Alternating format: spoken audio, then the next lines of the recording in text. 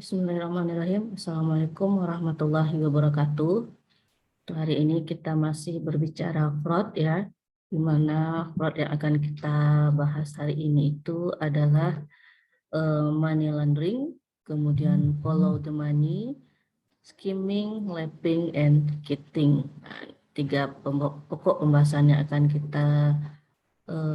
saya sampaikan pada hari ini hanya sekedar tambahan saja. Sudah dijelaskan juga oleh temannya kelompok penyaji mengenai materi hari ini. Oke, yang pertama yaitu money laundering. Dalam istilah bahasa Indonesianya ya, money laundering itu adalah cuci uang. Nah, kalau saudara kalau mencuci tentu memakai sabun ya. Kalau kayak anak orang atau saudara yang kos kemungkinan besar ya itu mencuci bajunya sendiri dengan sabun. Nah, apakah sama dengan money laundering? Nah, apakah seperti ini? Nah, kita cek lagi. Atau benar-benar mencuci uang, ya, mencuci uang dari kotoran seperti yang dilakukan pada gambar ini. Atau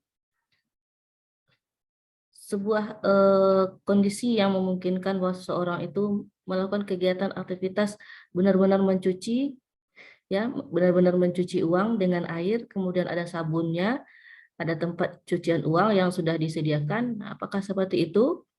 Nah, seperti yang disampaikan temannya tadi bahwa money laundering itu adalah sebuah tindakan yang melawan hukum, artinya tidak sesuai dengan aturan yang berlaku, sudah melanggar aturan dan melanggar hukum. Kalau kita kaitkan dengan kriminal yang namanya ya, tindakan yang bersifat kriminal. Di mana yang money laundering ini yang dikatakan mencuci uang itu tujuannya itu adalah untuk menyembunyikan ya, menyembunyikan, kemudian menyamarkan dari asal usul uang tersebut.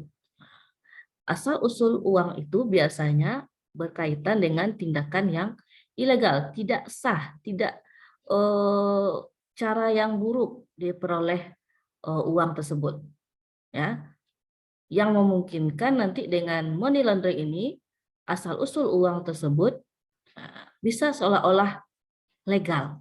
Nah, itu yang money laundering.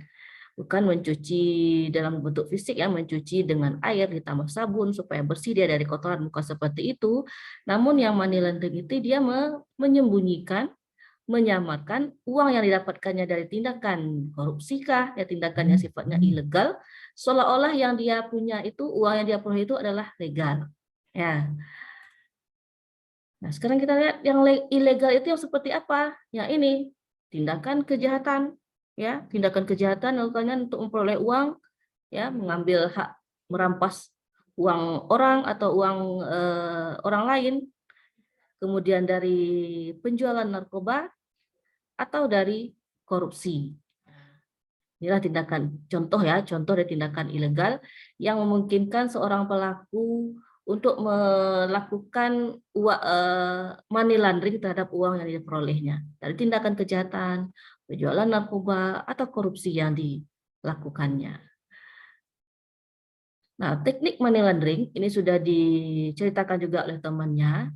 Itu ada 3 tahap ya, yaitu placement, kemudian layering ya, kemudian integration. Nah, ada 3 ya tahapan untuk money laundering, bukan menunjukkan ya, tapi inilah bentuk seseorang atau pelaku yang akan mencuci uangnya ya, mencuci uang dalam tanda kutip ya, mencuci uang dengan 3 tahapan ini. Nah, seorang investigator itu harus memahami bagaimana si pelaku money laundering atau yang mengumpulkan uang dengan cara yang ilegal ya.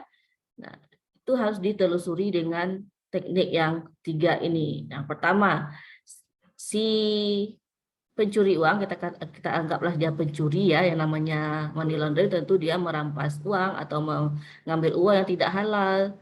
Nah, dia kumpulkan uang kotor ini, uang kotor dari 3 aktivitas tadi contohnya ya, kemudian ditempatkan pada sistem keuangan yaitu bank, kemudian ditransfer atau dipinjamkan atau diinvestasikan pada bank-bank lainnya, ya, diputar, diaduk-aduk atau dicuci. Nah, kemudian diintegrasikan ini di hasil pencucian uang ini dari transfer bank tadi dari awal placement kemudian layering itu dibuat seolah-olah itu adalah perolehan hasil uang yang diperoleh dari legal. Ya, belilah kendaraan, belilah motor, belilah gedung, yang bisa memperkaya dirinya sendiri. Ya, inilah 3 tahapan dari teknik money laundering. Sekarang kita lihat yang placement ini apa. Nah, secara prinsip tadi bahwa dikatakan placement itu adalah penempatan, ya, penempatan.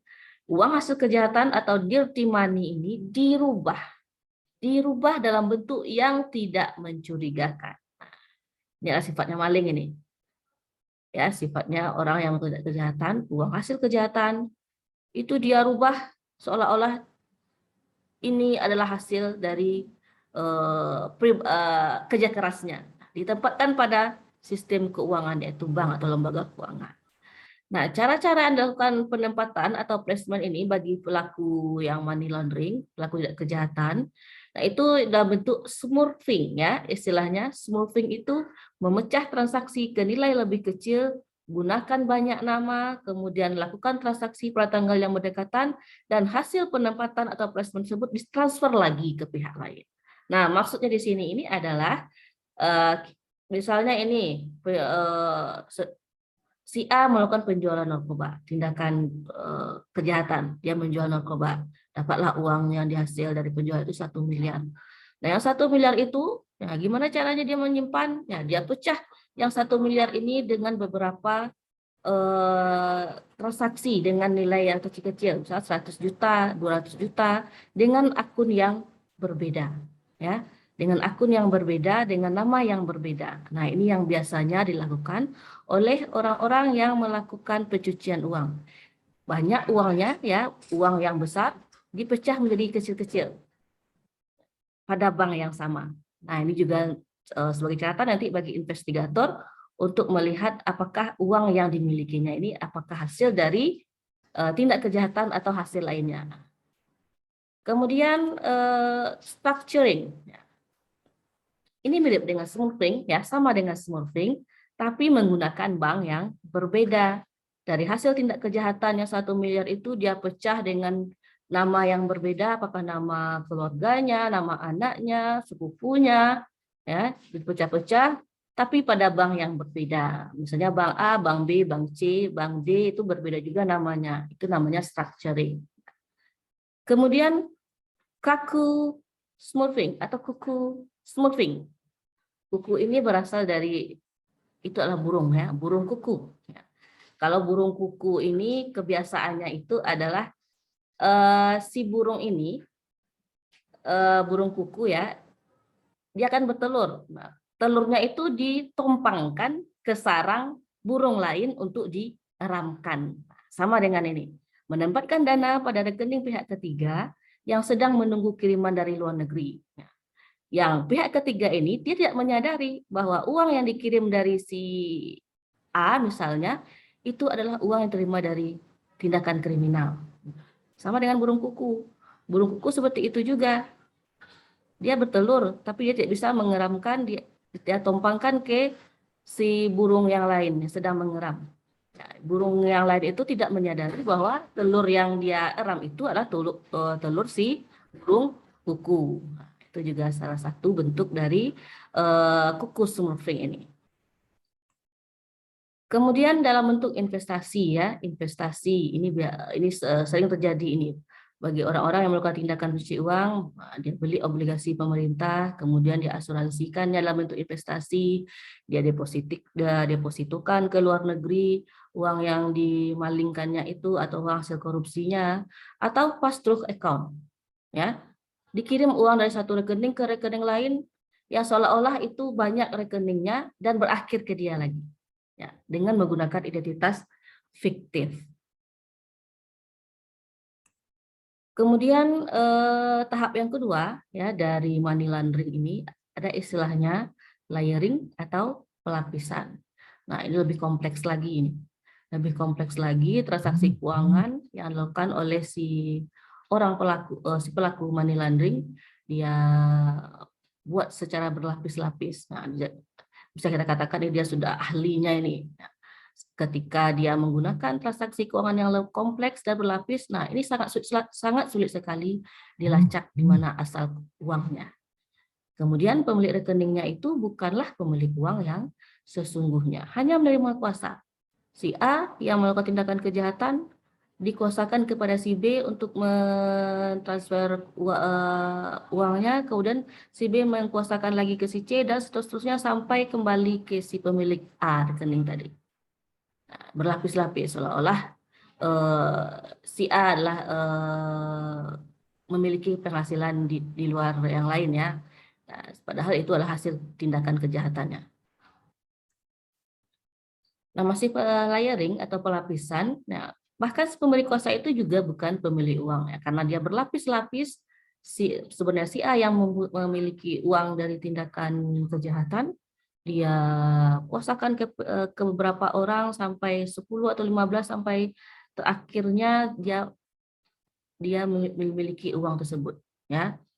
Kemudian perpindahan uang bisa dilakukan berkali-kali ke bank yang berbeda-beda baik dalam negeri maupun luar negeri dengan memanfaatkan prinsip kerahasiaan bank. Nah, ini maksudnya kalau si pencuri ya, kita anggap itu pencuri, tentu dia menginginkan hasil yang dicurinya ini legal, ya, hasil pencuriannya atau korupsinya kah atau tindakan kejahatannya ini dia menginginkan legal. Nah, ya mencari bank-bank yang bisa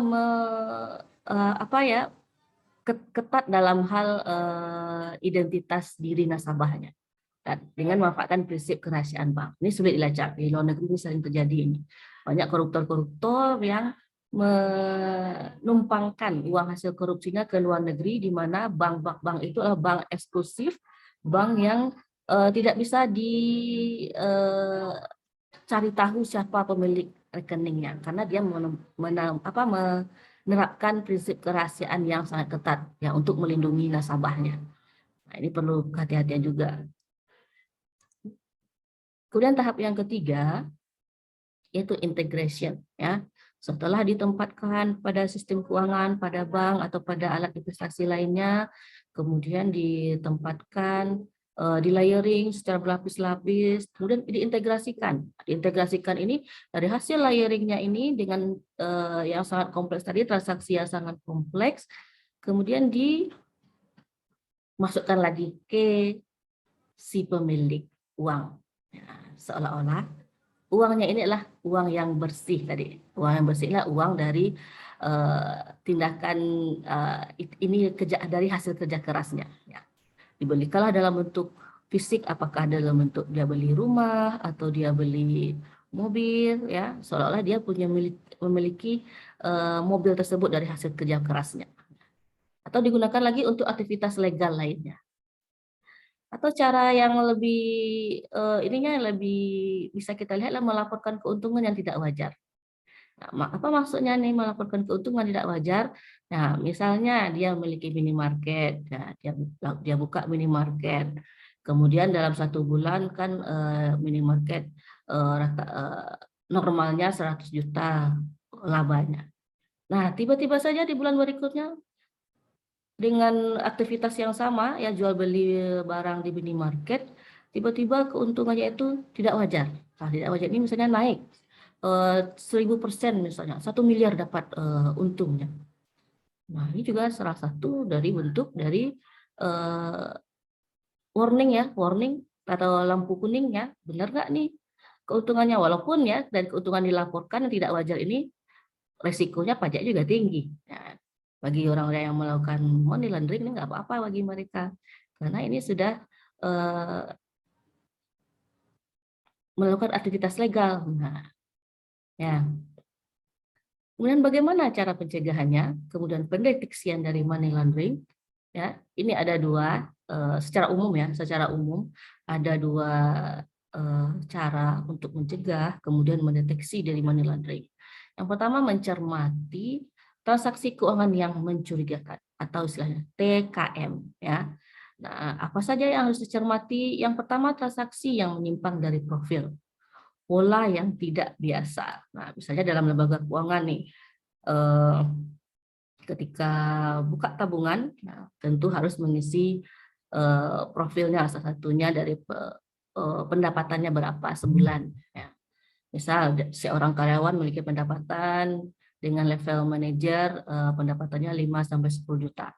Nah, dengan pendapatan 5-10 juta ketika dia menabung, ya, tentu tabungannya itu kira-kira kalau dia tidak banyak utang, ya, hanya pendapatan yang diterima atau gajinya saja, kira-kira dia bisa menabung dalam sebulan antara 4-7 juta misalnya. Nah, itu ya ketika dia punya seorang karyawan memperoleh penghasilan antara 5-10 juta. Namun ada pola tidak biasa, misalnya maksudnya pola tidak biasa ini ketika dia sudah menabung, ada tabungannya kira-kira 4-7 juta, tiba naik di bulan berikutnya ada masuk transfer dari siapa ya, dari si A misalnya atau dari si B 100 juta. Nah, ini kan nggak biasa nih, aneh ya. Kenapa dengan gaji atau pendapatan 5-10 juta tiba-tiba ada penghasilan atau transfer dari rekening si A ya 100 juta. Nah, ini kan nggak aneh. Nah, yang aneh ini harus dicermati ya benar oleh si investigator untuk mengetahui apakah ini dari tindakan pencucian uang atau money laundering. Kemudian menolak transaksi dengan dokumen yang tidak lengkap, ya sama dengan lembaga keuangan tadi, ketika ada membuat tabungan, ya si nasabah tentu harus melengkapi dokumen-dokumennya. Kalau tidak ada dokumen yang sesuai dengan kriteria yang ditetapkan oleh lembaga keuangan, harus ditolak. Ketika ada penolakan berarti sudah mencegah dari pencucian uang. Kemudian know your customer. Harus mengetahui si pelanggan atau nasabah itu siapa. Nah, itu bisa dilihat dari ketika dia pertama kali membuat rekening. Ada mengisi formulir identitas diri, kemudian sumber dana dari mana, apakah dari gajinya atau dari usaha yang dilakukannya, atau tujuan transaksinya apa. Apakah untuk bisnis kah, atau untuk pribadi kah, atau untuk pendidikan kah? Nah, ini harus diketahui oleh si bank ya atau lembaga keuangan agar nanti bisa ditelusuri oleh investigator. Nah, selanjutnya follow the money. Nah, kalau lihat di gambar, follow the money itu adalah mengejar dari uang. Nah, ada gambar orang dan gambar ikon dolar atau kita anggap uang ya, follow the money. Mengikuti jejak dari si uang itu keberadaannya di mana. Ya. Follow the money ini salah satu cara investigasi kejahatan dari money laundering ya. Investigasi kejahatan dari money laundering dengan cara mengumpulkan informasi kemudian bukti-bukti dari tindak kejahatan dilakukan oleh si pelaku ya, ditelusuri dananya, kemana ada arah dananya, gimana aliran dananya ya, apakah ke si A, si B, ke bank A, bank B, atau investasi A, atau investasi B. Nah, itu ditelusuri ya. Dari konsep pelaku ya, dilihat pelakunya siapa, kemudian tindak pidana yang dilakukannya dalam bentuk apa, apakah pencucian uangnya dalam bentuk korupsi kah, tindakan pidana dilakukannya dalam bentuk pencurian atau penjualan narkoba, ya, hasil tindak pidana dia dari mana ya, kemana arahnya. Nah, dengan cara mengikuti naluri penjahat. Nah, seperti yang saya sampaikan di awal dulu, seorang investigator itu harus mengetahui cara berpikir penjahat. Nah, kalau seorang maling, kalau nggak bisa, kalau dia maling tentu dia lewat jendela. Nah, kalau jendela dikunci, kemana dia akan masuk ke rumah? Ke genteng. Kalau genteng dipaku atau ditutup aksesnya, kemana si maling ini akan masuk? Nah, begitu juga dengan penjahat. Penjahat dalam hal white collar crime ini ya, yang berkerah putih apalagi ya, yang memiliki jabatan harus mengikuti naluri seorang penjahat yang berkerah putih atau memiliki jabatan. Dari uang yang didapatkannya atau uang yang dari hasil korupsi misalnya, nah, kemana yang kira-kira ya, kemana aliran dana ini akan diberikan? Apakah ke istrinya kah, keluarganya kah, atau dia tempatkan ke bank luar negeri atau didepositukan? Nah, ini juga harus dilakukan investigasi mengikuti naluri penjahat. Kemudian karena uang itu sangat liquid, ya karena dia adalah kas sangat liquid, tentu sangat mudah sekali diselewengkan. Karena sangat mudah diselewengkan, ya tentu dia mudah ditransfer ke sana ke sini, transfer ke mana saja, ya ke siapa saja. Ya, makanya harus ditelusuri dengan follow the money. Misalnya corruption case ini dalam kasus korupsi, siapa yang mengkorupsi, kemudian kemana dia transfer hasil korupsinya, apakah ke sekelompok orang atau ke perusahaan, dia investigasikan sampai hasil korupsinya kembali ke dirinya atau ke rekeningnya. Dia harus telusuri ya.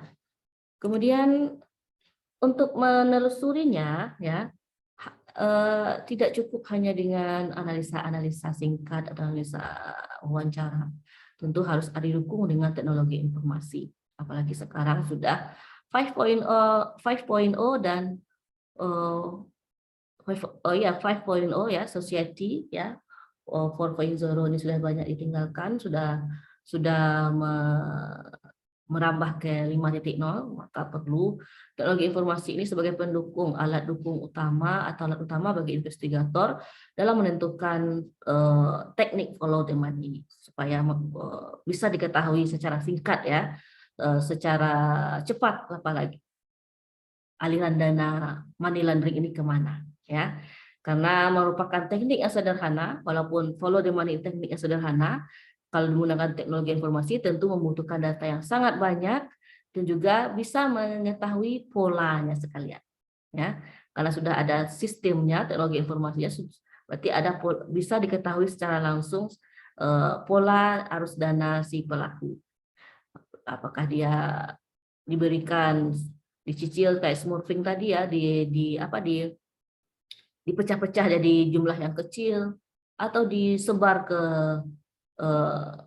bank-bank yang berbeda dengan akun nama yang berbeda atau dilakukan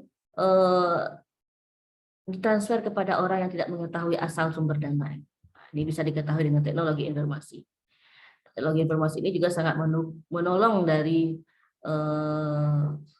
ya follow the money ini menolong skandal Bank Bali ini. Skandal Bank Bali ini yang dilakukan oleh PwC ya. PwC menggunakan software dengan menggunakan teknologi informasi untuk mengetahui siapa dalang dari kasus Bank Bali ini. Nah, ini bisa saudara lihat di Wikipedia sejarahnya kenapa ada skandal pada Bank Bali. Dia secara singkat aja ya saya jelaskan bahwa PwC pada saat itu menurunkan 20 auditornya untuk menginvestigasi dari skandal Bank Bali ini.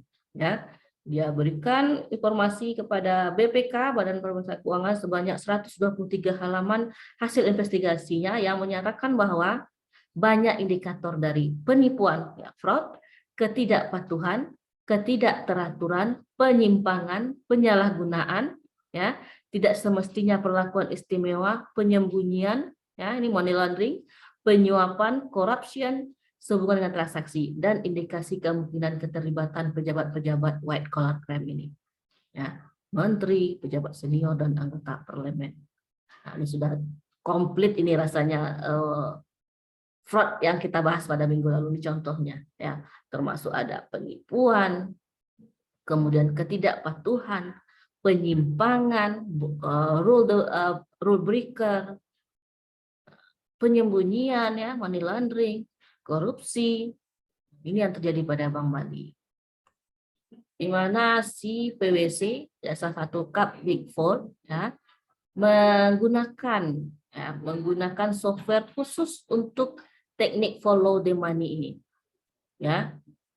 dia dalam software ini mampu menunjukkan bahwa arus dana yang rumit pada kasus Bank Bali ini bisa diketahui dengan pola cahaya mencuat dari matahari, sunburst. Nah, ini polanya. Dengan teknik follow the money bisa mengikuti aliran dari uang hasil korupsi Bank Bali. Dan wawancara mendalam yang diarahkan kepada pejabat yang dituduh ya, atau yang dijadikan tersangka sebagai dalang atau yang terlibat langsung dalam aliran dana Bank Bali ini. Ini sudah dilakukan oleh PwC dengan teknologi informasi software khusus.